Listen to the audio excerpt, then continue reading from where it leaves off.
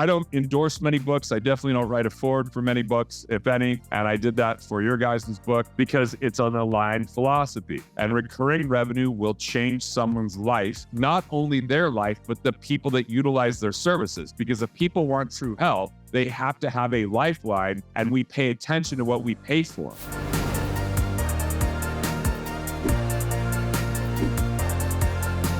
Hey, what's up, smart chiropractors? Dr. Jeff Langmaid here with my co-host, Dr. Jason Deitch. Today, we have an opportunity to sit down with a special guest, and he is a best-selling author and somebody you probably have heard great advice from in the past. Garrett Gunderson, thanks for coming on and chatting with us today. It's good to be on. I wonder what it like best-selling author. It's interesting because I've hit Wall Street Journal with a couple books. I've hit New York Times, but my best-selling book hit neither. It's sold more copies than all my other books probably combined. And it has no title other than maybe like Amazon bestseller. So yeah, it's crazy.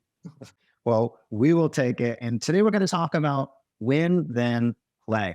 So many docs out there don't have their money right, docs or non-docs. I want to pick it up right there. We're going to dive into some details of win, then play and a quiz that everybody can take to understand where they sit today.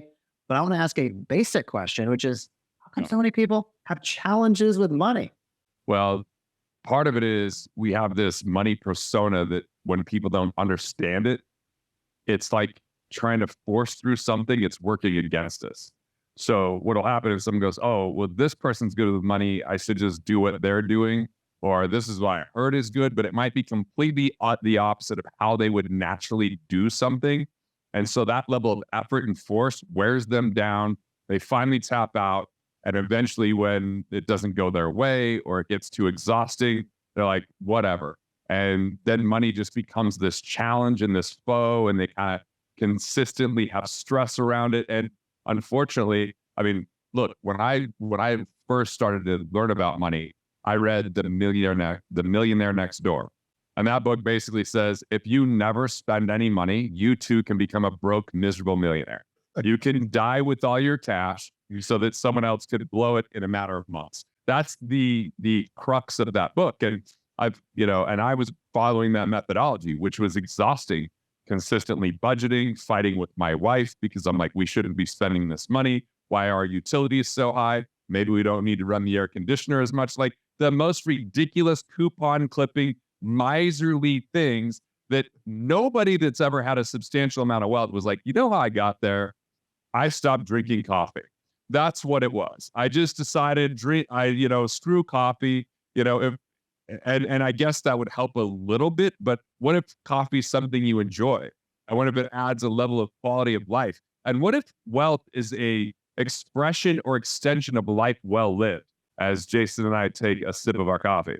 So that's the thing is, we have a lot of advice out there that scrimp, save, sacrifice, delay, defer, hustle, grind, and work.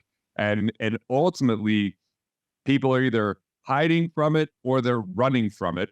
And they're thinking that if they just make more, that'll be the answer. If they just hold on to more, that'll be the answer. So there's these two factions: play not to lose, hold on, play to win, get more, and all of it robbing us of our quality of life and our enjoyment and our fulfillment and our peace of mind. And when we don't have peace of mind and that scarcity comes in, we make irrational decisions, especially when it comes to our money. And it's amazing, as soon as I knew my money persona and my wife knew her money persona, how there was harmony that never existed before. It was like all of a sudden learning how to speak and how to read and how to understand what you're reading. So it's like going from a baby to a adolescent overnight by simply having that. We still had things we had to learn. We still had to learn how to work together, but it completely transformed our relationship and how we operated and accelerated our results. Hey doc, the money is in your list. If you're not utilizing weekly email newsletters to drive reactivations into your practice, you're missing out on a huge opportunity. To schedule a demo and see how we help hundreds of docs do this each and every week, go to thesmartchiropractor.com today. Again, that is thesmartchiropractor.com. Schedule a demo with our team. But right now, we'll get back into this awesome interview on Interviews by the Smart Chiropractor. Most things in life do come down to some sense of self-awareness, know thyself. And you're, I guess pun intended, you're on the money by talking about money personas to get started with. That money and our beliefs about money vary greatly, oftentimes from the way we grew up. what I love, Garrett, is that you are now launching a new program called Win, Then Play.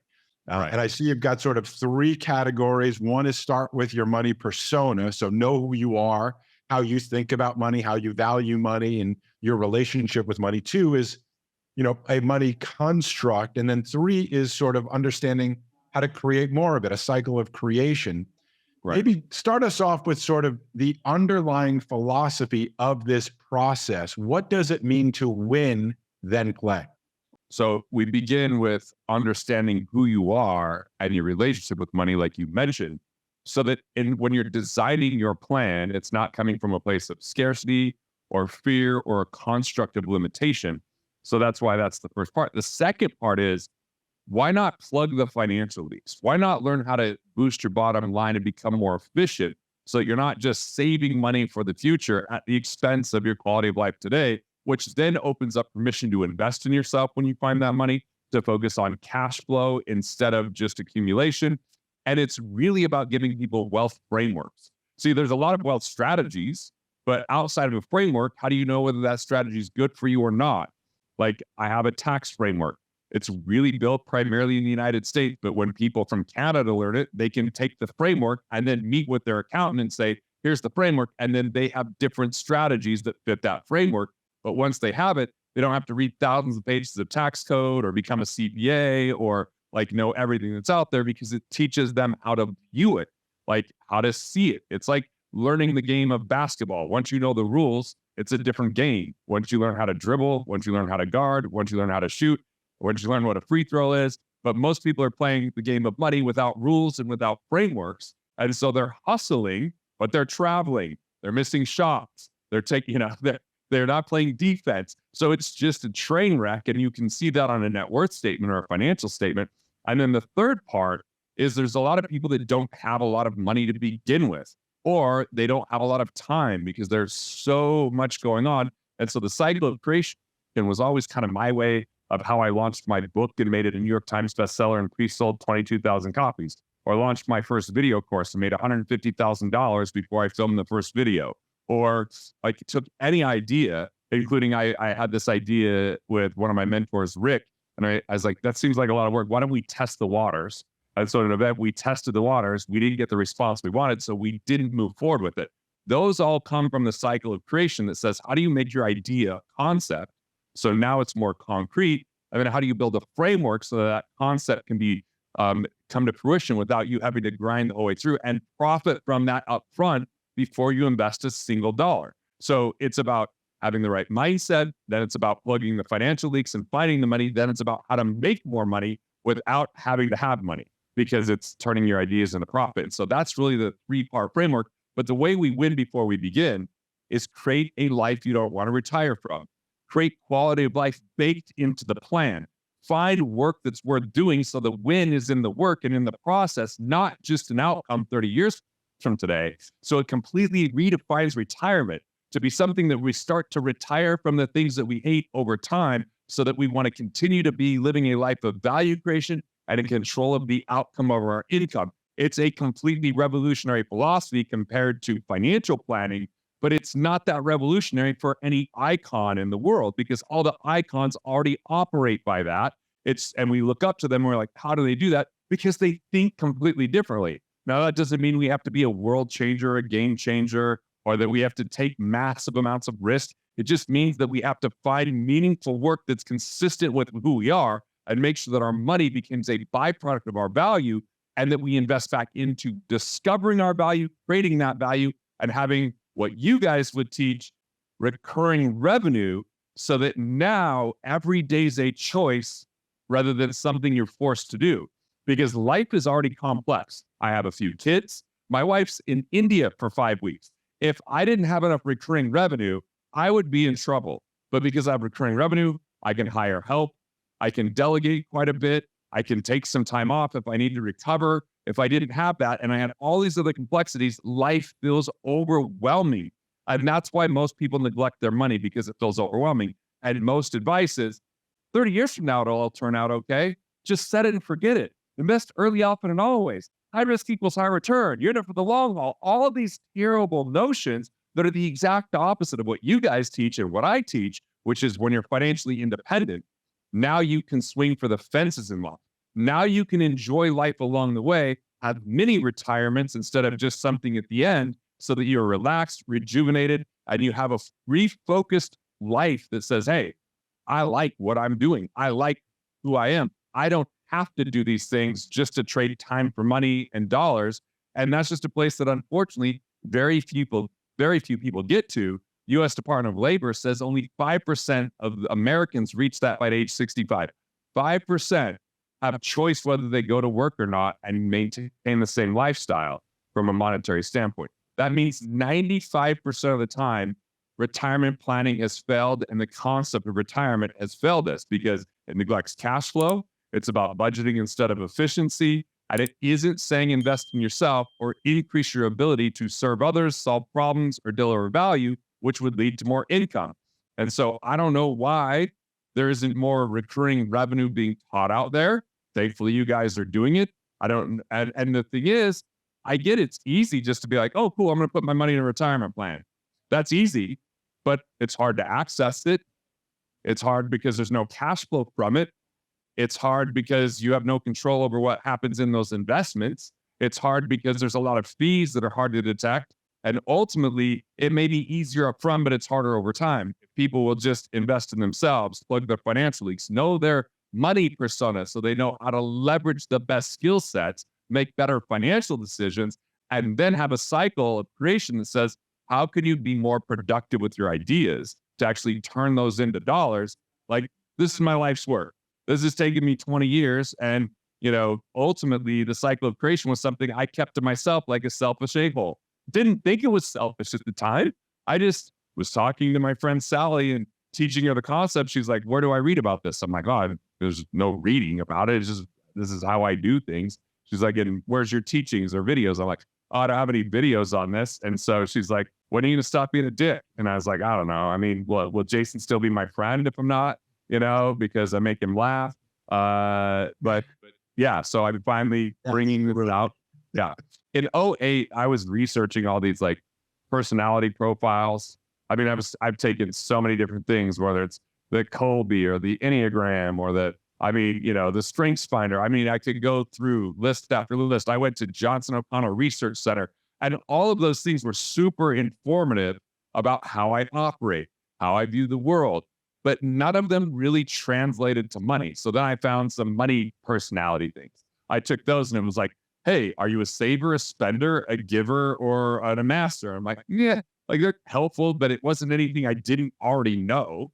But then I started to realize that we operate differently in abundance than we do scarcity. So we have a winning side and a shadow side.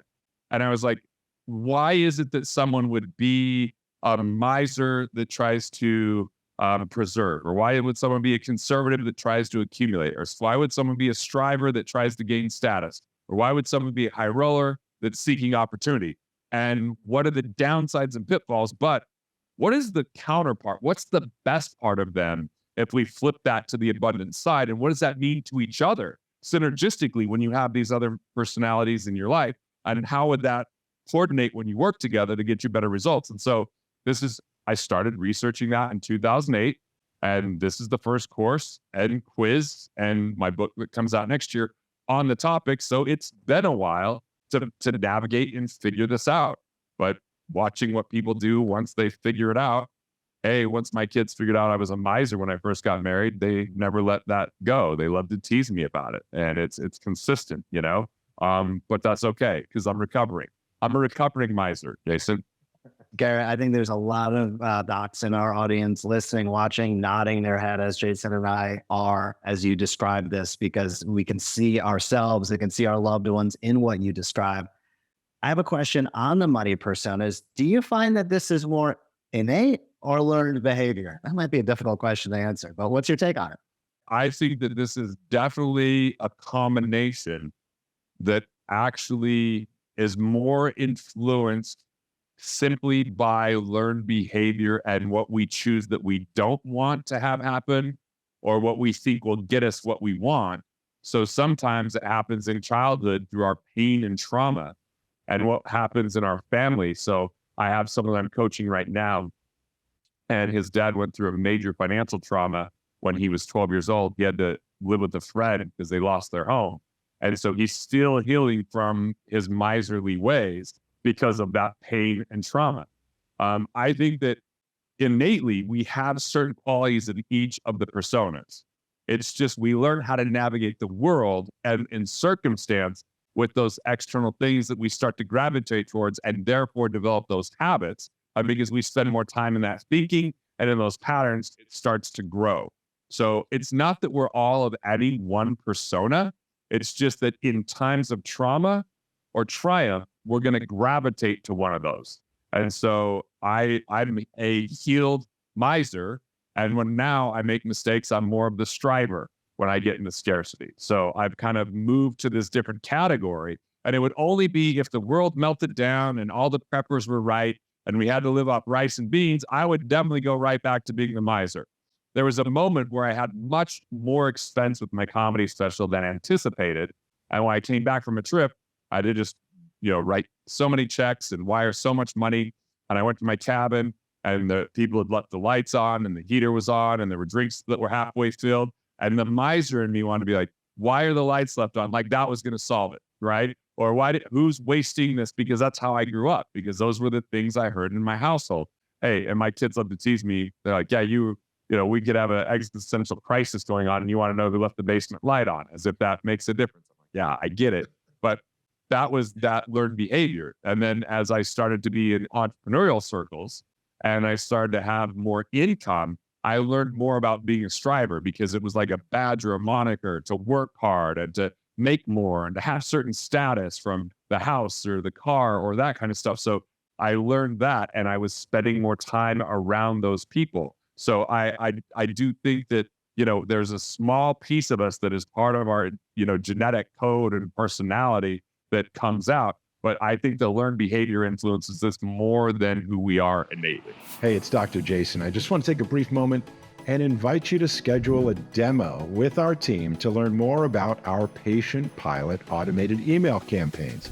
They are the smartest way to reactivate the people you've seen over the years in the past. Check it out, schedule a demo. We look forward to helping you help more people and piloting your patients back into your practice. Now back to our show. It's one thing to mitigate risk. It's another thing to think you can shrink your way to greatness, which obviously you cannot. In order to maximize our time together today, and for those who are watching, what are the action steps? What's happened? The website is winthenplay.com. You go there, you check it out, you take your money persona quiz. And what happens then? What do you learn about yourself? And more specifically, what is the training and help that people have the opportunity to work with you and your team in order to be able to get, so they can not only learn, but then also take the actions and be held accountable to making change and transformations so they can start winning, then playing? So the quiz is just step one. And there are videos that kind of help out what you understand, what your persona is. There's going to be 2 more videos that will come out that people can see. One on how to keep more of what you make and some of those basic wealth frameworks, especially saving tax, saving interest, saving on investment fees that don't help perform, or even insurance costs so you put more money in your pocket. Then finally, there's a video on cycle of creation. And each one of these has a little bonus that everybody's given to help them implement in their life, whether they invest a single dollar or not. Because what I'm really trying to do is build a relationship and connect and build momentum. I would love to build momentum so someone goes, I've already made something that would more than be the investment for this course. And then at the end, we're going to have a course that comes out that is the Win and Play digital course. We invested a substantial amount of time and money. I think there's 31 modules and 28 worksheets that go with that. And it is the most bite-sized, step-by-step. You don't already have to be successful like some of my other programs in the past. But if you are, you'll know where to gravitate towards. That's going to get you the biggest movement. Because I thought about, what about someone that's an employee? Really what happened was when the pandemic hit, I started to think, like, with quantitative easing and what was happening with inflation and with what shutdowns, what was happening in small businesses, and how those small businesses employed so many people and how they're now losing their jobs. And now they're coming back at inflation. So I was like, I can't just help entrepreneurs. I've got to help more people. And that isn't something that most people can afford with one-on-one with me, definitely not, or with the companies that I'm involved with. So this was that answer. And so the investments, I think of an affordable investment, especially if I can build that momentum, it's going to be like a $500 investment to be able to dive in for lifetime access to this course with all those modules. And, you know, this could be as little as 20 minutes a day for less time than my wife's in India to turn your finances around, have more confidence in what you're doing, clarity in the future, and boosting the bottom line by 10% or more. Like, this was not easy to record or write or bring to people because I get passionate. I get too fast. I go too far. I get too deep. And then people are like, what the hell did you just say? My cadence, I had directors saying, slow it down. Let's take this a step at a time. Let's build upon it. So I'm very proud about that. And if someone, all they did was take the quiz and watch these other videos, I know that I've helped build a ripple for them to do something in their life. And even in the course, there's all the risk reversal and there's all the like, hey, I believe in it so much. So if there's a chiropractor out there that did this and your guys' stuff together, because it's so complementary, because I'm teaching wealth frameworks, awesome. You're teaching models on how to implement something that intellectually makes perfect sense, but it takes a Herculean effort to build from scratch. So when you can plug into something like that, and that's just how most people are built, they would rather plug into that. I'm not good at building processes. And when I have to build them, it requires more energy. It requires more effort. And when I can take that energy and effort into something else that's already built, then it accelerates the result. So get your money right, then invest that money back into your business, because people need help with their health. They need everything from the mental education of health to the supplementation to the regular adjustment. And if you have a way that makes that easy and makes that where you can plug into it, I mean, I just don't know why so many people want to build things from scratch. Like, I remember I did strategic coach, and when I started, I hadn't cracked the $1 million revenue. And so I was in a group that was like $250,000 to $500,000 of revenue. And I was a young kid. And my first question was, what's the difference in a group like this versus the group that's $1 million and above? And Dan Sullivan said, well, the thing is, everybody in this group tries to reinvent the wheel. They don't use our models. They take it and they go, I can do this better. And the people at $1 million go, this is great. It's super efficient. I'm just going to plug into it. And I was like, okay. Because I could already see, I was thinking I could do it better and I should reinvent the wheel and all that kind of stuff. But I wanted to get in the $1 million plus group. So once I did that, then I was in a different program where you could use your own structures with the finances, that you're now in a better place to get there. So anyway, I think that these things are very hand in glove and extraordinarily helpful. I don't endorse many books. I definitely don't write a forward for many books, if any. And I did that for your guys' book because it's an aligned philosophy. And recurring revenue will change someone's life, not only their life, but the people that utilize their services. Because if people want true health, they have to have a lifeline, and we pay attention to what we pay for. So when we're paying for something every single month, we're paying attention to that thing that's attached to it at a much higher rate. Not perfectly, but a much higher rate. And therefore, those results get called forward, and both parties end up wealthier and healthier. So I really appreciate you guys interviewing me today. I know that you asked a few questions, and Jeff, I'm just so long-winded. I just go and go and go like a wind-up doll. It's partially just excitement and that I'm so comfortable with you guys and those kind of things. So, Garrett, we appreciate you coming on. I want to encourage all the docs listening and watching. Step number one right now, head over to winthenplay.com. Garrett, you have impacted countless lives literally around the world, many of them within our profession of chiropractor. So I want to say on behalf of myself, Jason, our entire team, thank you for everything you do. I am super psyched. I got a little sneak peek at the inside of what you're up to. It is awesome. And I want to encourage everybody, head over, take the quiz, start to get an understanding of who you are, maybe who your spouse is.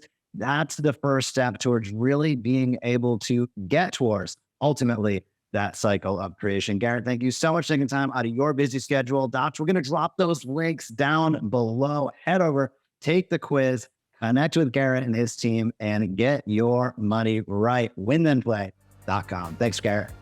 Thank you. Thank you so much for watching this video on The Smart Chiropractor. To not miss a single thing that's clinically oriented, marketing oriented, or more, be sure to subscribe to our YouTube channel today.